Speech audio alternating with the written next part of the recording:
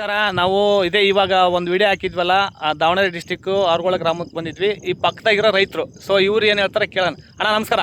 ನಮಸ್ಕಾರ ರೀ. ಈಗ ವೀರೇಶನ್ ಅವರು ಸ್ವಾಮಿಯವ್ರ ಹೊಲಕ್ಕೆ ನಾವು ಬಂದಿದ್ವಿ, ಔಷಧಿ ಕೊಟ್ಟೆಲ್ಲ ರಿಸಲ್ಟ್ ತಗೊಂಡ್ವಿ.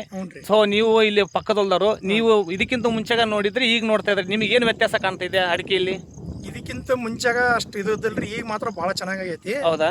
ಅಂದ್ರ 100ಕ್ಕೆ ಒಂದು 90% ಭಾಳ ಚೆನ್ನಾಗೈತ್ರಿ. ಬಹಳ ಚೆನ್ನಾಗೈತಿ. ಭಾಳ ಚೆನ್ನಾಗಿ. ಇವ್ರು ರೈತರು ಪಕ್ಕದೊಲ್ದವರು. ಸೊ ಇವರು ಏನೋ ಪೈಪ್ ತಗೊಂಡ್ ಹೋಗಕ್ ಅಂತೇಳಿ ಬಂದಿದ್ರು. ಇವರು ನಮ್ಮ ಹೊಲ್ದವರು ಮತ್ತು ಇವರು ತುಂಬಾ ಆತ್ಮೀಯರು. ಇಲ್ಲಿ ಬಂದಾಗ ನೋಡಿ ಏನ್ ಇಷ್ಟು ಚೆನ್ನಾಗಿದೆ, ಇಷ್ಟು ಬಹಳ ಅದ್ಭುತವಾಗಿ ಕಾಣ್ತಾ ಇದೆಲ್ಲ ಗಿಡ ಅಂತ ಕೇಳಿದ್ಕೆ ಆ ಖುಷಿಗೆ ಒಂದು ವಿಡಿಯೋ ಮಾಡೋಣ ಅಂತ ಹೇಳ್ಬಿಟ್ಟು ಇವ್ರು ಕೇಳಿದೆ. ಮಾಡ್ರಿ ಸರ್ ಅಂತ ಹೇಳಿದ್ರು. ಸರ್ ನೀವು ಈಗ ನಿಮ್ಮ ಅಡಿಕೆ ಹೊಲ ಇದೆಯಾ? ಐತ್ರಿ. ಸೊ ನೀವು ಹಾಕಕ್ಕೆ ಇಷ್ಟಪಡ್ತೀರಾ? ಹಾಕ್ತಾವ್ರಿ, ನಾವು ಹಾಕ್ತಾವ್ರಿ. ಹೌದಾ? ನಿಮ್ದು ಊರು ಯಾವ ಊರು ಸರ್? ನಮ್ದು ಅಮರಾವತಿ. ನಮ್ದು ಅಮರಾವತಿ.